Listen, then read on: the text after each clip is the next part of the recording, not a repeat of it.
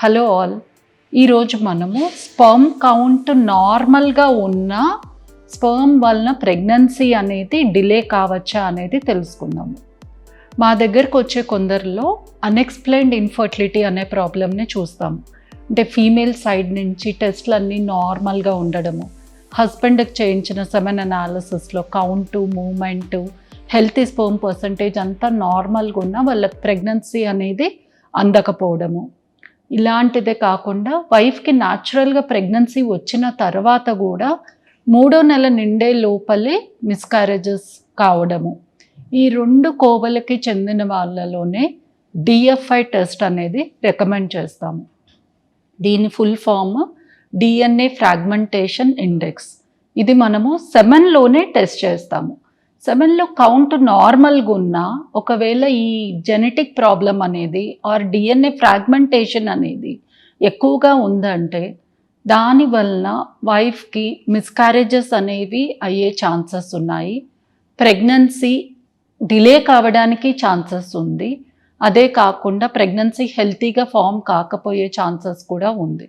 So ఈ DFI test అందుకే ఎవరెవరికి రికమెండ్ చేస్తామంటే ఎవరికైతే ప్రెగ్నెన్సీ అనేది చాలా ఏళ్ళ వరకు న్యాచురల్గా అందకపోవడం ఆర్ న్యాచురల్గా అందిన ప్రెగ్నెన్సీ ఫస్ట్ 3 నెలల్లోనే మిస్కారేజ్ కావడము ఆర్ రిపీటెడ్గా IUI ట్రీట్మెంట్స్, IVF ట్రీట్మెంట్స్లో కూడా ఫెయిల్యూర్ కావడం, ఇలాంటి వాళ్ళకి ఈ సెమెన్ డిఎఫ్ఐ టెస్ట్ అనేది చేయించుకోవడం ఎంతో అవసరం.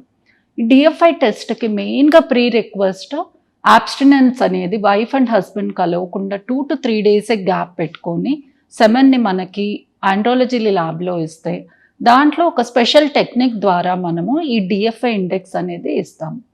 ఎవరికైతే ఈ డిఎఫ్ఐ ప్రాబ్లం ఉందో, ఎవరికైతే 25% కంటే ఎక్కువగా ఈ వాల్యూ వస్తుందో వారికి మనం ఫర్దర్గా అసలు ఈ ప్రాబ్లం వాళ్ళకి ఎందుకు ఉంది, మోస్ట్ కామన్ రీజన్స్ ఐదర్ స్పర్మ్లో సివియర్ ఇన్ఫెక్షన్ ఉండడం. దీనికి మనం ఒక సెమెన్ కల్చర్ చేస్తే దాంట్లో ఇన్ఫెక్షన్ సంగతి తెలిసిపోతుంది. అదే కాకుండా ఏదైనా వారికోసిల్ అంటే మనకి ఎక్కడైతే స్పర్మ్ ప్రొడక్షన్ అవుతుందో అక్కడ ఒకవేళ బ్లడ్ వెజల్స్ అనేవి ఉబ్బినట్లయితే ఆ కంటిన్యూస్ హీట్ వలన కూడా మనకి డిఎఫ్ఐ ప్రాబ్లం రావచ్చు. ఇది ఒక స్క్రోటల్ స్కాన్లో మనకి తెలిసిపోతుంది. ఎవరికైతే సెమెన్ కల్చర్ పాజిటివ్ వస్తుందో వాళ్ళకి మనము మినిమం 3 weeks ఆఫ్ యాంటీబయాటిక్స్ పెట్టుకుంటే డిఎఫ్ఐ ప్రాబ్లం తగ్గే ఛాన్సెస్ ఉంటాయి. కానీ ఎవరికైతే వారికోసీల్ ఉందో అది కూడా సివియర్ గ్రేడ్ 3 అండ్ గ్రేడ్ 4 అంటాం. దీన్ని ట్రీట్మెంట్ చేస్తేనే మనకి డిఎఫ్ఐ ప్రాబ్లం తగ్గే అవకాశం ఉంటుంది. ఇంకొందరిలో ఇవి ఏవి ప్రాబ్లమ్స్ లేకుండా కూడా అన్ఎక్స్ప్లెయిన్డ్గా ఈ DNA ఫ్రాగ్మెంటేషన్ అనేది పెరగవచ్చు. ఇలాంటి వాళ్ళలో మనం మెయిన్గా లైఫ్ స్టైల్ ఫ్యాక్టర్స్ ఏమైనా ఉంటే అడ్రస్ చేయాలి.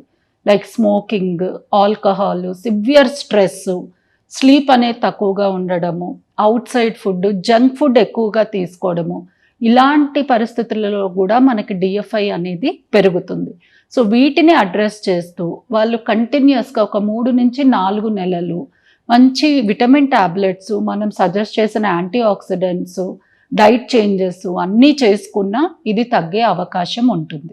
ఎవరికైతే మనము ఇవన్నీ చేసిన తర్వాత కూడా డిఎఫ్ఐ అనేది తగ్గదో వారికి మనము IVF ట్రీట్మెంట్ ద్వారా ఇలాంటి ప్రాబ్లం ఉన్న స్పర్మ్ని అవాయిడ్ చేసి ట్రీట్మెంట్ చేసే అవకాశం ఉంటుంది. IVFలో కూడా ఈ మధ్యకాలంలో మైక్రోఫ్లూయిడిక్స్ అని, మ్యాక్స్ అని వేరియస్ టెక్నిక్స్ ద్వారా డిఎఫ్ఐని మనము అవాయిడ్ చేసి హెల్తీ ప్రెగ్నెన్సీని అందించడానికి అవకాశం ఉంది.